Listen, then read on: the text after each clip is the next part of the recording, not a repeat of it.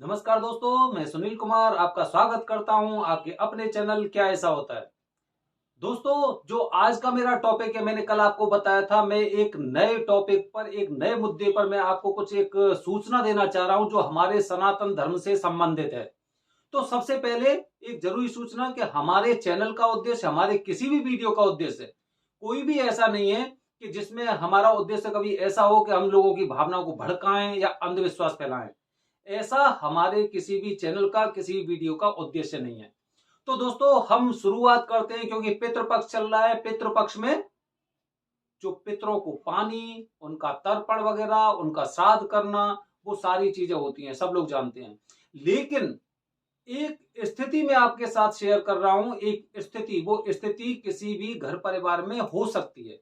Rarely होगी लेकिन हो सकती है। जैसे कि किसी कोई एक परिवार ऐसा है, उस परिवार में एक महिला है या फिर उसकी सास भी है, उसकी बेटी है, पुत्री वगैरह, लेकिन उस परिवार में कोई भी पुरुष नहीं है। उसका पति, उसका बेटा, शायद उसके कोई पुत्र ना हो सकता है उसका जो पति है वो पति इस पति लोग को छोड़ के चले गए हों, उसके ससुर भी ना हो।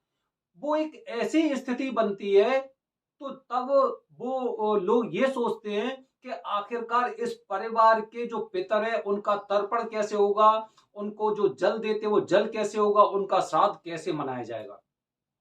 तो मतलब क्या महिलाएं भी तर्पण कर सकती हैं, श्राद्ध कर सकती हैं या पिंडा दे सकती हैं? ये हमारे इस वीडियो का टॉपिक है। तो दोस्तों, सबसे पहले मैं आपको बता रहा हूं, सनातन धर्म की अगर हम बात करते हैं, आप कोई भी ग्रंथ पढ़ना, और सबसे अच्छा जो श्राद्ध या जो ये संस्कार है, तर्पण विधि हो गई, इसके बारे में जो एक बहुत अच्छी जानकारी दे रखी है, वो जानकारी दे रखी है गरुड़ पुराण में। गरुड़ पुराण के अनुसार बताया गया है कि जो तर्पण करने का, जल देने का जो अधिकार होता है वो किसे होता है। आजकल तो एक अलग अलग ट्रेंड चल रहा है, ये तो आप ही देख रहे हैं।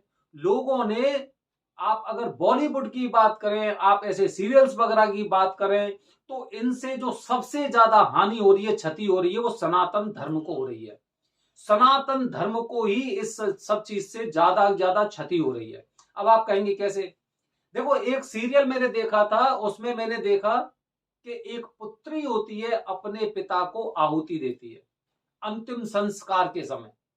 क्या सनातन धर्म में कुछ ऐसी चीजें होती हैं कि एक महिला शमशान घाट में जाकर, और किसी को भी, मैं ये नहीं कह रहा कि वो उसका पिता है या कुछ भी है, किसी को भी क्या वो अग्नि देने का अधिकार है? मैंने कहीं नहीं सुना।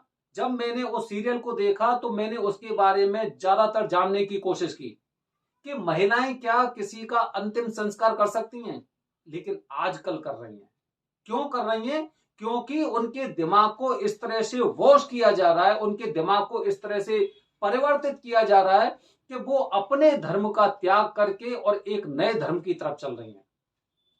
जैसे मैं ऑलरेडी आपको बता चुका हूं कि हमारे चैनल का उद्देश्य कोई अंधविश्वास फैलाने का या फिर किसी किसी अंधविश्वास फैलाने का नहीं है, ठीक है, या फिर कुछ धर्म के विरुद्ध कोई ऐसा उद्देश्य अपना नहीं है।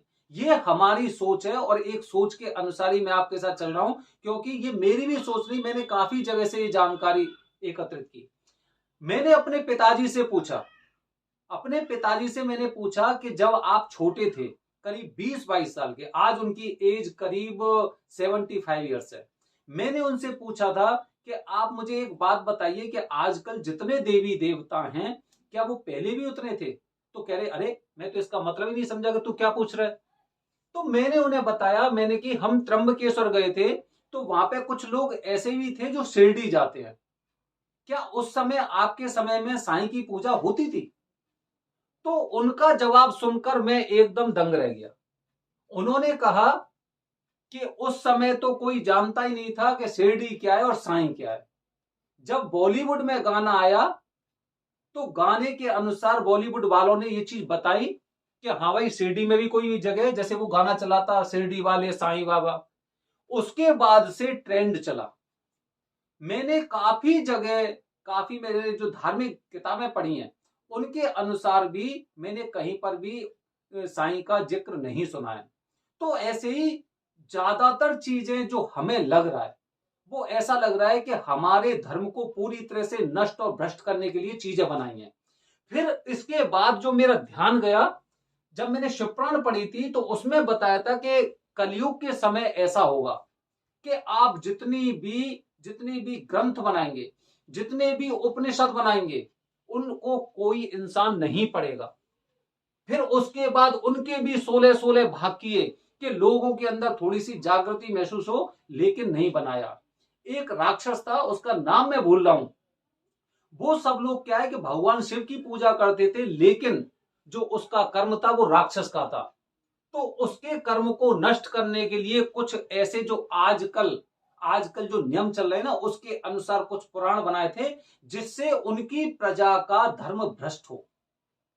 तो क्या हुआ कि फिर जब धीरे धीरे करके उन लोगों ने उन किताबों को, ग्रंथों को पढ़ा, तो उनका सनातन धर्म या फिर भगवान की तरफ से ध्यान हटके और वो बोलने लगे कि सब मैं ही हूं, यहाँ का राजा मैं ही हूं। उन राक्षस का नाम मैं बोला हूं, हो सकता है तारकासुर हो, अंधक हो, कुछ भी हो, या शंखचूड़ हो। तो उनके वहां पर सबकी सब धर्म का पालन करते थे। उनके धर्म को भ्रष्ट करने के लिए कुछ ऐसी गलत किताबें बनाई जिससे इनका धर्म भ्रष्ट हो, क्योंकि उसकी प्रवृत्ति थी, उसकी प्रकृति वो दैत्य की थी। इसीलिए उसे खत्म करने के लिए सबसे पहले वहां पर क्या किया कि वहां पर पूरी एक जो गलत चीजें होती है उनको बढ़ावा दिया। हाँ भाई, ऐसा काम करो, तुम ही राजा हो, कोई शिव नहीं है, ऐसे करके चीजें चली। तब कहीं जाके जब वहां के लोगों में पूरा अंधविश्वास फैल गया, सारे लोग अपने आप को ही सब कुछ करने लगे, स्त्रियां अपने पतिव्रत धर्म को त्याग करने लगी, पुरुष थे वो व्यभिचारी हो गए, तब कहीं जाके उस राक्षस का वध हुआ था। तो वो चीज मैं आज यहां पर कनेक्ट करने की कोशिश कर रहा हूं कि कैसे हमारे सनातन धर्म को भ्रष्ट किया जा रहा है। सीरियल बना दिया कि एक पुत्री अपने पिता को अग्नि दे रही है, लेकिन मैंने किसी भी पुराण में, किसी भी ग्रंथ में ये चीज नहीं पढ़ी है कि पुत्री या पत्नी या कोई भी हो, महिला हो, वो शमशान घाट जाती हो और वहां पर किसी का संस्कार किया हो। इसी तरह से जब मैं इस टॉपिक पे सोच रहा था कि क्या महिलाएं श्राद्ध कर सकती हैं, तर्पण कर सकती हैं, तो इंटरनेट पे बहुत ज्यादा जानकारी है, बहुत ऐसी जानकारी है जो आपके धर्म को ही नष्ट करेगी। उसमें काफी जानकारी इस तरह से आती है कि महिलाएं कर सकती हैं, लेकिन वो तर्पण नहीं करेंगी, वो पिंडा नहीं देंगी, वो कौओं को खाना नहीं खिलाएंगी, ऐसे करके लेकर। अब आप एक बात बताइए कि फिर श्राद्ध क्या है? जब देवताओं को पानी नहीं मिला, उनको तर्पण नहीं मिला, उनको पिंडा नहीं मिला, तो श्राद्ध क्या हुआ? इसके बाद काफी जगह, जैसे कि आप मेरा थंबनेल देखेंगे, उसमें भी देखेंगे कि महिलाएं तर्पण कर रही हैं, जल दे रही हैं। ये सनातन धर्म या हिंदू धर्म की कोई भी मान्यता नहीं है।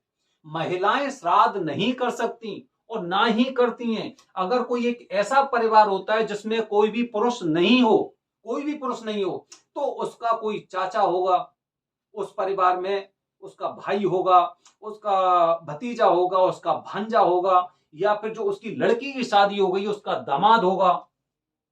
तो ऐसे लोग उनके पितरों को जल देते हैं, तर्पण करते हैं। लेकिन किसी महिलाओं को इस तरह का कोई अधिकार नहीं है। जो मैंने पढ़ा है उसके अनुसार मैं आपको बता रहा हूं। मुझे लगता है कि मैं सही हूं, हो सकता है मैं गलत हूं, लेकिन अभी तक अपने आप को गलत साबित करने के लिए मेरे पास कोई भी सबूत नहीं मिला है। तो दोस्तों, महिलाएं श्राद्ध नहीं कर सकती हैं। अगर उस परिवार में कोई भी पुरुष नहीं है, तो उनको क्या है, ऐसे काफी लोग मिल जाते हैं। जैसे शादी में क्या होता है भाई, किसी का फूफा नहीं है, किसी का जीजा नहीं है, तो क्या होगा कि भाई चाचा के लड़के का, या फिर उसका, या फिर पड़ोस में से कहीं से भी एक ऐसे इंसान का चयन किया जाता है जो उस फॉर्मेलिटी को पूरी कर सके। इसी तरह जब किसी परिवार में कोई पुरुष नहीं होता है, तो भाई हो सकता है जो उसका चाचा हो, ताऊ हो, बाबा हो, दादा हो, इतना बड़ा कुटुंब है, नाना के पक्ष में से कोई भी हो सकता है, भांजा हो सकता है, मामा हो सकता है, दामाद हो सकता है। तो ऐसे लोग वहां पर उनका तर्पण करते हैं और पितर भी उसे बड़ी प्रसन्नता से स्वीकार करते हैं कि ऐसी विषम परिस्थिति में भी मुझे, मेरा तर्पण करने वाला, मुझे जल देने वाला इस पृथ्वी पर है। तब उन महिलाओं को और बहुत अच्छा, बहुत कहते हैं ना, एक पॉजिटिव, एक ऐसा आशीर्वाद मिलता है जिससे उनकी जिंदगी धन्य हो जाती है। क्योंकि काफी बार अगर आपके मार्ग में बाधाएं आ रही हैं और आप उन बाधाओं को लगातार अगर क्रॉस करते जा रहे हो, तो भगवान भी आपको एक पॉजिटिव एनर्जी देते हैं और वो ये सोचते हैं कि बच्चे के अंदर हुनर है, उसके अंदर हौसला है। तो दोस्तों, अपनी वीडियो के माध्यम से मैंने आपको बताया है कि महिलाएं तर्पण नहीं कर सकती, पिंडा नहीं दे सकती, श्राद्ध नहीं कर सकती। ये सारे की सारा एक पुरुष करते हैं, क्योंकि पुरुष को ही आत्मज माना जाता है। आत्मज मतलब आत्मा से जन्ने वाला पुरुष ही होता है जो तर्पण करता है। इसीलिए आत्मा सो परमात्मा, और परमात्मा, जब आत्मा और परमात्मा का मेल होता है तो वो कहीं में बीच में जो रास्ता होता है उसमें होते हैं पितर। तो दोस्तों, अगर आपको ये जानकारी अच्छी लगे और आपको लगता है कि हाँ, मैंने आपको जानकारी अच्छी दी है, तो इस पे कम से कम मैं आपका एक कमेंट जरूर चाहूंगा, क्योंकि आजकल हमारा सनातन धर्म, हिंदू धर्म बहुत एकदम क्षतिग्रस्त होता जा रहा है और हम लोगों को उसे मेंटेन करना है।